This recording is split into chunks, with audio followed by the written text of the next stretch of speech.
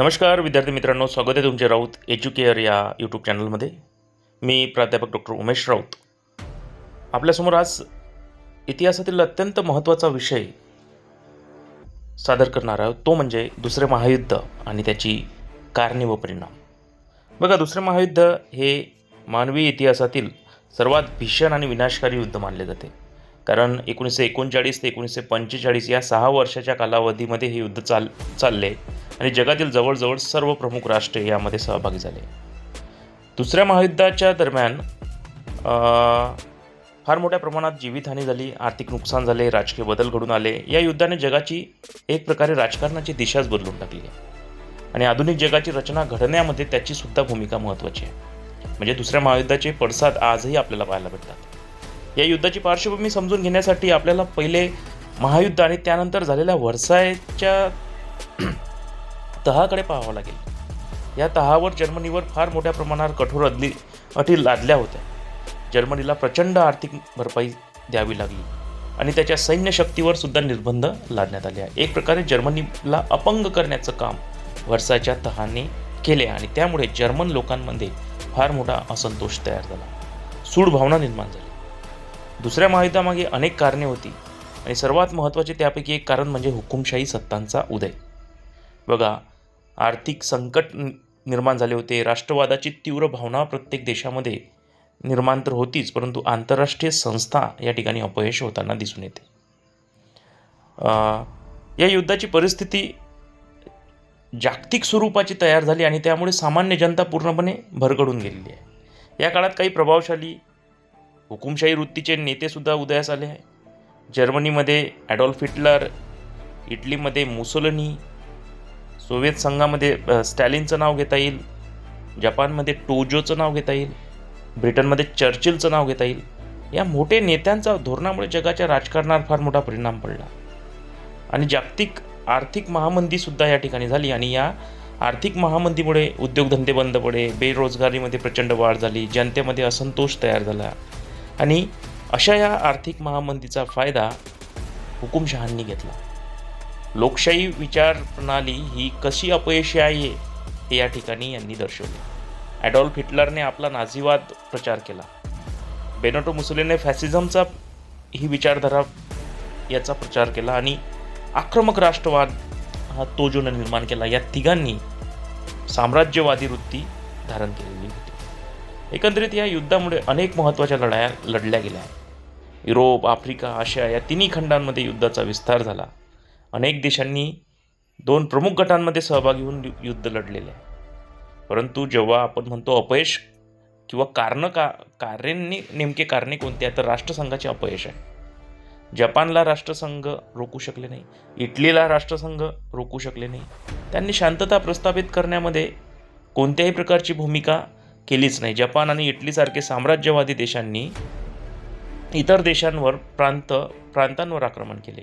त्यामुळे कोणत्याही प्रकारची प्रभावी कामगिरी यामुळे झालेली नाही आहे. एकंदरीत त्यानंतर पोलंडमध्ये अशी घटना घडली की ज्यामुळे जर्मनीला पोलंडवर हल्ला करावा लागला. जर्मन लोकांवर अत्याचाराचे कारण ठरवून हिटलरने पोलंडवर आक्रमण केले. परंतु वास्तविक पोलंड हा प्रांत, त्यातील काही बंदर हे हिटलरला हवे होते. ब्रिटन आणि फ्रान्सने पोलंडच्या रक्षणाची जबाबदारी घेतली होती आणि म्हणून ब्रिटन आणि फ्रान्सने जर्मनी विरुद्ध युद्धाची घोषणा केली. स्वाभाविकच 1 सप्टेंबर 1939ला महाभयानक अशी युद्ध सुरू झाले. हे युद्ध 2 गटांमध्ये तयार झाले, अक्षराष्ट्र आणि दोस्त राष्ट्र. अक्षराष्ट्रामध्ये जर्मनी, इटली, जपानचा समावेश होता आणि दोस्त राष्ट्रांमध्ये ब्रिटन, फ्रान्स, सोव्हिएत युनियन म्हणजेच रशिया आणि अमेरिकेचा सहभाग होता. या दोन्ही गटांमध्ये जगभरामध्ये भीषण लढाया झाल्या. रशियामध्ये तर त्या परिस्थितीमध्ये राजेशाही विरुद्ध आंदोलन चालू होते.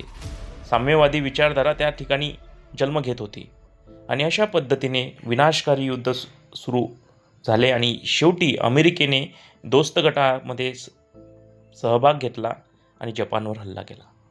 जपानवर प्रसिद्ध हल्ले आपल्याला सर्वांना माहीतच आहे की हिरोशिमा आणि नागासाकी या 2 महत्त्वाच्या जपानच्या शहरावर अणुबॉम्बचे हल्ले केले आणि या ठिकाणी युद्ध थांबले. जपानने शरणागती पत्करली. दोस्त राष्ट्रांमध्ये शेवटचं शरणागती पत्करलेला देश म्हणजे जपान होता. अशा पद्धतीने आपल्याला महायुद्धाचे वाईट परिणामसुद्धा, विघातक परिणामसुद्धा समजून येतील. कारण 5 कोटीहून अधिक लोक या ठिकाणी मृत्युमुखी पडले. अनेक देशांची अर्थव्यवस्था उद्ध्वस्त झाली. अनेक शहरे, उद्योग बेचिराख झाले आणि त्यामुळे जागतिक शांतता राखण्यासाठी युनायटेड नेशन या आंतरराष्ट्रीय संस्थेची स्थापना करावी लागली होती. म्हणजे युद्धाचे घातक परिणाम संपूर्ण जगाला भोगावे लागले.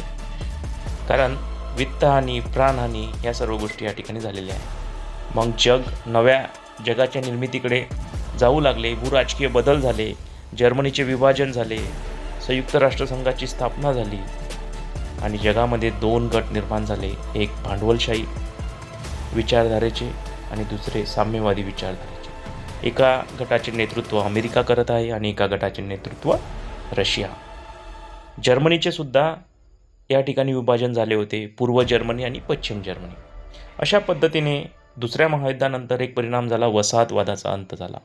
साम्राज्यवादी वृत्तीने अशा पद्धतीचे भयानक युद्ध होत असेल तर त्या ठिकाणी साम्राज्यवादी वृत्ती पूर्णपणे बंदिस्त करावं लागली. अनेक आशियाई व आफ्रिकी देशांना या ठिकाणी स्वातंत्र्य प्राप्त झाले आणि त्यापैकी भारताला सुद्धा 1947ला स्वातंत्र्य प्राप्त झाले. म्हणजे की दुसऱ्या महायुद्धानंतरच प्राप्त झालेले असल्यामुळे दुसऱ्या महायुद्धाचा परिणाम आपल्या स्वातंत्र्य लढ्यावर झालेला आहे. थोडक्यात असे सांगता येते की अत्यंत विनाशकारी असे हे युद्ध होतं. केवळ हे युद्ध नव्हते तर जगाच्या इतिहासाला वळण देणारी घटनासुद्धा होती. शांतता किती महत्त्वाची आहे हे या युद्धामुळे समजले आणि आंतरराष्ट्रीय सहकार्यसुद्धा सर्वांनी एकत्र राखणे गरजेचे आहे आणि त्यासाठी एकत्र येणे गरजेचे आहे. अशा पद्धतीने दुसऱ्या महायुद्धानंतर घडलेल्या परिणामाचा प्रभाव आजही जगावर आहे. आजच्या व्हिडिओमध्ये अनेक बाबी तुमच्या स्पष्ट झाल्या असतीलच. हा व्हिडिओ तुम्हाला आवडला असेल तर या व्हिडिओला नक्की लाईक करा, शेअर करा आणि माझ्या चॅनलला सबस्क्राईब करा. धन्यवाद.